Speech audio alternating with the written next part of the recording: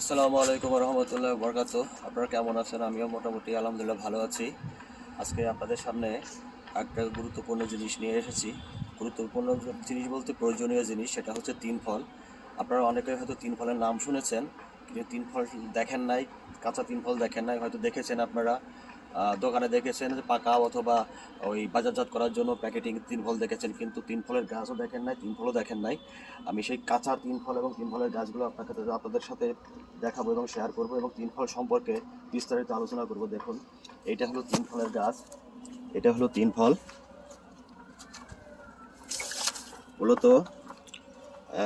আমরা আরেকটা জিনিস বলি যে সূরা আত-তিন, যেখানে তিন ফলের কথা মহান আল্লাহ পাক উল্লেখ করেছেন। সূরা আত-তিন পবিত্র কোরআন মাজিদের 95 নম্বর সূরা এবং এটা মক্কায় অবতীর্ণ হয়েছে, যার আয়াত আছে 8টি এবং রুকু আছে 1টি। এখানে প্রথম আয়াতে মহান আল্লাহ পাক ইরশাদ করেছেন ওয়াত-তিনি ওয়াজ-জাইতুন, অর্থ শপথ তিন ও জয়তুনের। তার মানে পবিত্র কোরআন মজিদে মহান আল্লাহ পাক যে তিন ফলের কথা বলেছেন, তাহলে আপনারা চিন্তা করুন যে এই তিন ফলটা কতটা পবিত্র, যে তিন ফলের শপথ মহান আল্লাহ পাক নিজে করেছেন। এবং আমি আজকে আপনাদেরকে তিন ফলের কিছু গুণাগুণ সম্পর্কে আপনাদেরকে ওয়াকিবহাল করব, যাতে আপনারা তিন ফলটা সম্পর্কে জানতে পারবেন এবং বুঝতে পারেন যে তিন ফলগুলো আসলে আমাদের জন্য কতটা গুরুত্বপূর্ণ এবং প্রয়োজনীয়। তিন ফলের 13টি গোপন রহস্য আমাদের সুস্থ ও সুন্দর করে তুলতে পারে।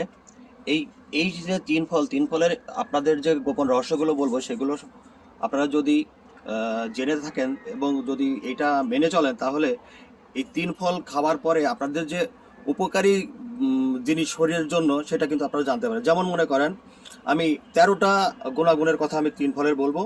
এর ভিতরে 1 নম্বরে হচ্ছে, এই তিন ফল যদি আপনারা সেবন করেন না খান, তাহলে কোলেস্টেরলের মাত্রা হ্রাস করবে, রক্তচাপ নিয়ন্ত্রণে রাখবে, যৌন ক্ষমতা বৃদ্ধি করবে, হজম সাহায্য করবে, রক্ত স্বল্পতা দূর করে, ক্যান্সার প্রতিরোধ করে, হাড়ের রক্ষণাবেক্ষণ করে, একই সাথে ওজন কমাতে ও বাড়াতেও সাহায্য করে, অ্যান্টিঅক্সিডেন্ট গুণ সম্পন্ন, গলা ব্যথার উপশম করে, দৃষ্টিশক্তি বাড়ায়, ত্বকের সৌন্দর্য বৃদ্ধি করে, চুলেরও পরিচর্যা করে। তো এই শুধু একটা তিন ফলের ভিতরে যে এতগুলো গুণাগুণ আছে, যে কারণেই মহান সৃষ্টিকর্তা রব্বুল আলামিন তিনি কিন্তু পবিত্র কোরআন মজিদে তিন ফলের কথা সুন্দরভাবে উল্লেখ করেছেন।